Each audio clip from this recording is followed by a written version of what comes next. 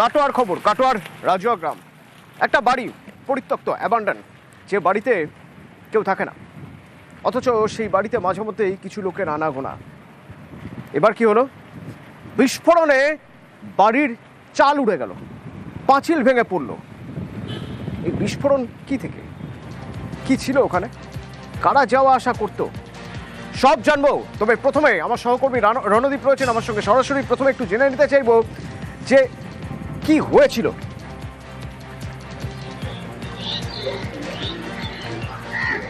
হ্যাঁ দেখো অতনু, একদম কি হয়েছিল বলতে গতকালকে রাত্রি 8:30 নাগাদ আচমকাই রাজুয়ার আস্তানা পাড়াতে এই বিস্ফোরণ ঘটে। তুমি দেখতেই পাচ্ছ বিস্ফোরণের যে অভিঘাত, তার যে চিহ্ন এখনো পর্যন্ত ছড়িয়ে ছিটিয়ে পড়ে আছে বিস্ফোরণ স্থলে, এবং ঘরের দেওয়াল ভেঙে পড়ে, সীমানা পাঁচিল ভেঙে যায়, ছাদ উড়ে যায়, এবং দেখা যাচ্ছে যে ওই দিকের যে পাশের যে প্রতিবেশীর বাড়ি সেটাও কিন্তু ফাটল ধরে।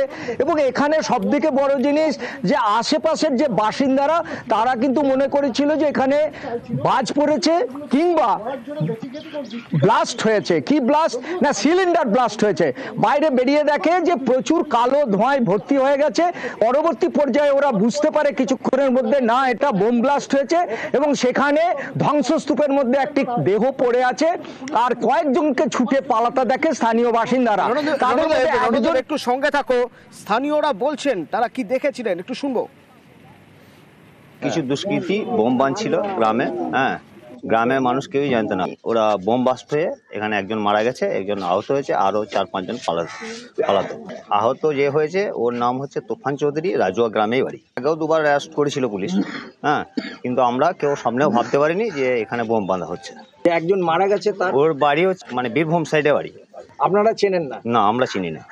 আর আপনি ঘটনা ঘটার হ্যাঁ, ঘটনা ঘটার ওই আওয়াজ শুনে আমি এসেছিলাম, এসে দেখলাম যে টিনের চাল উড়ে গেছে, তারপরে মানে জামা কাপড় ছড়িয়ে ছিটিয়ে পড়ে আছে।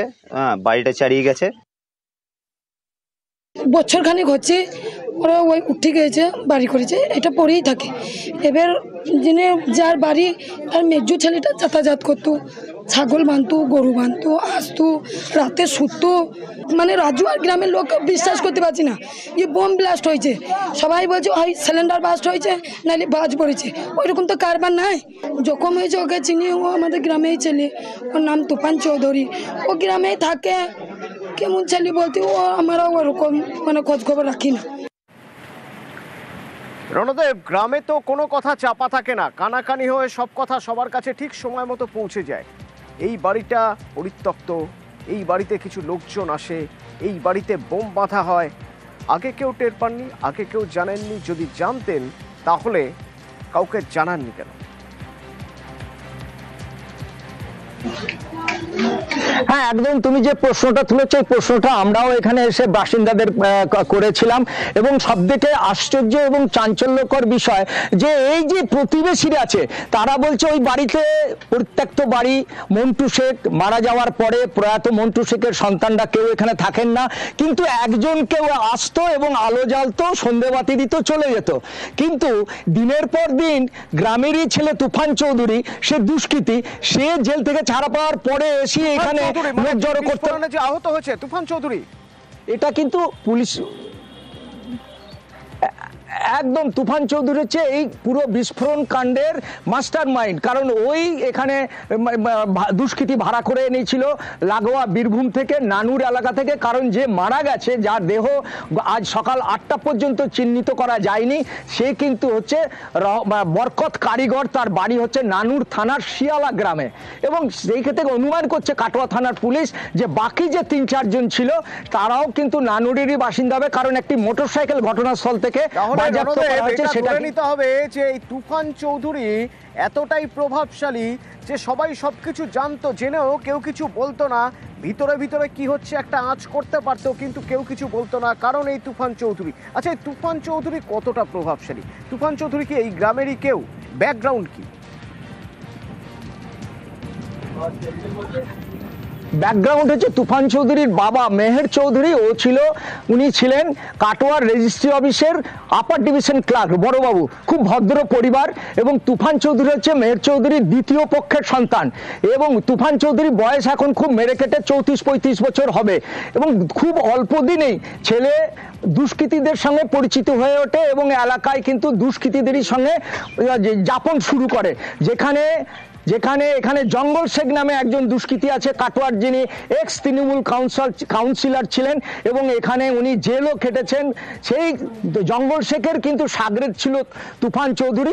এইরকমই অভিযোগ করেছিল কাটোয়া বিধায়ক তথা তৃণমূলের জেলা সভাপতি রবীন্দ্রনাথ চট্টোপাধ্যায়। তুফান চৌধুরী কিন্তু আজ থেকে মাস 8 আগে আউসগ্রাম নতুনহাট রাস্তায় সেখানে কিন্তু ডাকাতিতে ধরা পড়ে এবং সে জেল খাটে।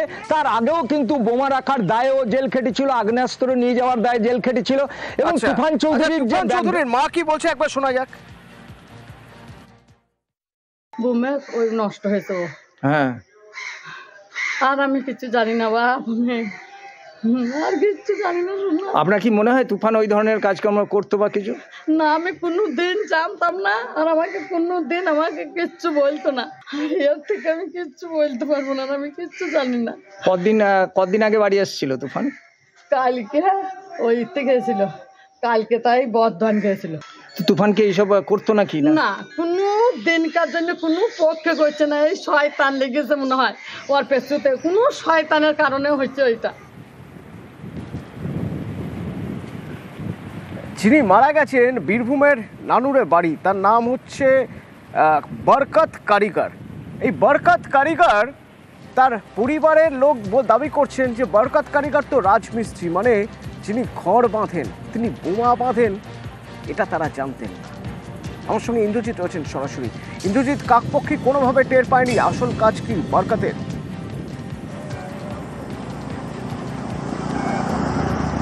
দেখো, একদমই সেটাই। কিন্তু নানুরে যে শেয়ালা গ্রাম রয়েছে, সেই শেয়ালা গ্রামে যে কাটোয়াতে যে বিস্ফোরণ হয়েছে, সেই বিস্ফোরণে কিন্তু মারা গেছেন বরকত কারিগর। আর তার বাড়ি হচ্ছে নানুরের শেয়ালা গ্রাম। আর তার পরিবারের লোকজন থেকে তার স্ত্রী যেটা দাবি করছে যে কোনোভাবেই কিন্তু বোমা বাঁধার কাজের সঙ্গে এই বরকত কারিগর যুক্ত থাকতে পারেন না, কারণ তিনি একজন পেশায় রাজমিস্ত্রি এবং পাড়াতে বা আশেপাশে যে সমস্ত গ্রামগুলি রয়েছে সেখানে তিনি রাজমিস্ত্রি কাজই করেন। কালকে বেলা 5টা থেকে 6টা নাগাদ তিনি কিন্তু বাড়ি থেকে বলে যান যে মহরম খেলা দেখতে যাচ্ছেন। তিনি কীভাবে কাটোয়া পৌঁছালেন সেটাই এখন পরিবারের কাছে সবথেকে বড় প্রশ্ন। তো রাত্রি 2টোর সময় নানুর থানার পুলিশ এসে এই বরকত কারিগরের পরিবারকে জানিয়ে যায় তাদের পরিবারের সদস্য বরকত কারিগর তিনি মারা গেছেন, বোমা বিস্ফোরণে মারা গেছেন। আর তা শুনে কার্যত গ্রাম থেকে শুরু করে পরিবার কিন্তু হতবাক যে এই যে বোমা বাঁধা কাণ্ডের সঙ্গে কিভাবে যুক্ত হয়ে গেল এই বরকত কারিগর, আর যেখানে বোমা বাঁধার কাজ চলছিল ঠিক সেখানেই বা কিভাবে পৌঁছালো এই বরকত কারিগর। কারণ তিনি কিন্তু কোনো রাজনৈতিক দল করেন না বলেই জানাচ্ছেন, যদিও তার পরিবার যেটা জানাচ্ছে যে তিনি শুধুমাত্র তৃণমূল কংগ্রেসের একজন সমর্থক। তিনি কিভাবে এই বোমা বাঁধা কাজের সঙ্গে যুক্ত হতে পারেন, বা তিনি একজন পেশায় রাজমিস্ত্রি, তিনি কিভাবে এই বোমা বাঁধা কাজের সঙ্গে যুক্ত হতে পারেন, সেটা শুনেই কিন্তু পরিবার থেকে শুরু করে সকলেই হতবাক।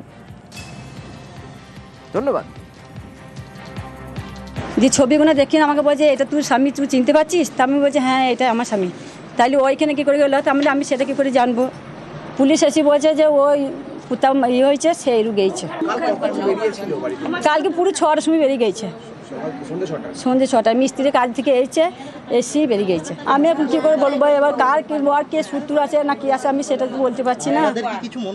না, আমার কিছু মনে হচ্ছে না, আমি ওইসব এখন জানি না। এবার সেটা এবার আর কি সূত্র আছে না আছে আমি বলতে পারছি না। ওদিকে কোচবিহারের ঝিনাইডাঙ্গায় তৃণমূল নেতাকে গুলি করার ঘটনায় একেবারে সরাসরি বিজেপি নেতার সব আত্মীয়দের গ্রেপ্তারের দাবি তুলে দিচ্ছেন উদয়ন গুহ।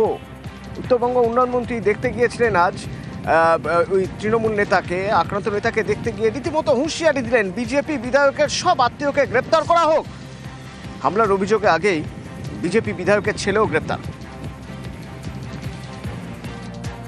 যেমন বাবা তেমন ছেলে, দুই ছেলে এবং বাবা, তো সবাইকে গ্রেপ্তার করা যায়। তবে এই গুন্ডামি কেউ বরদাস্ত করবে না। যদি মনে করে যে গুন্ডামি করে কুচবিহার আবার দখল করবে, ওটা ভুল রাস্তায় হাঁটছে।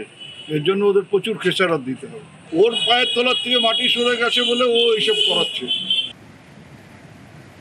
ওদিকে আলিপুরদুয়ারে ফালাকাটায় ময়রাডাঙ্গায়, সেখানে সরকারি প্রকল্প নিয়ে বিজেপি তৃণমূলের মধ্যে রীতিমতো হাতাহাতি বচসা, সে ভিডিও আবার ভাইরাল হয়ে গেছে।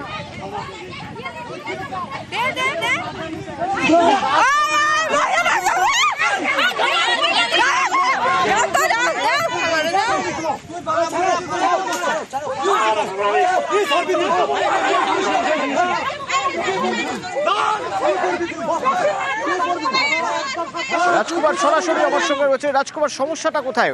এরকম কোনো অভিযোগ উঠছে নাকি যে বেছে বেছে মুখ দেখে সরকারি প্রকল্প দেওয়া হচ্ছে?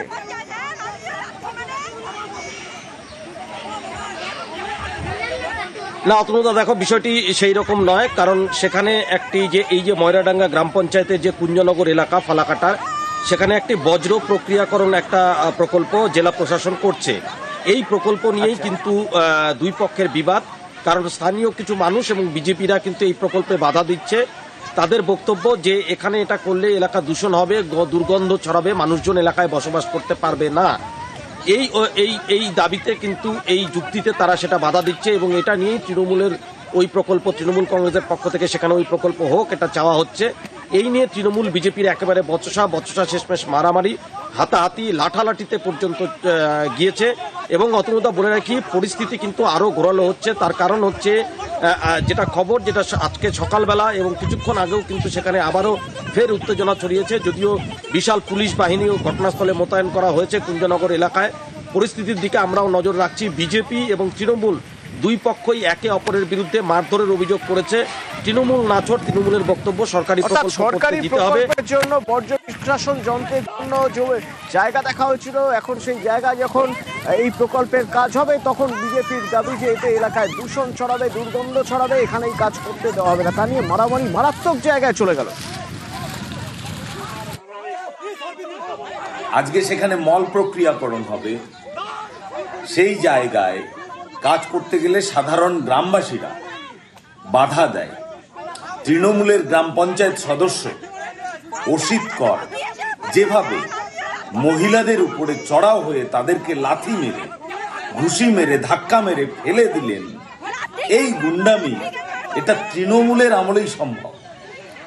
এর তীব্র নিন্দা করি, এর প্রতিবাদ জানাই এবং অবিলম্বে এই পঞ্চায়েত সদস্যকে আইনের আওতায় নিয়ে এসে তার উপযুক্ত শাস্তির ব্যবস্থা করতে হবে, সেই দাবি আমরা জানাই। কুঞ্জনগরে শরীর হসপিটাল নামে একটা কাজ হচ্ছে, সেটা ডিএম অফিস থেকে দফায় দফায় বিজেপির লোক বাধা দিচ্ছে।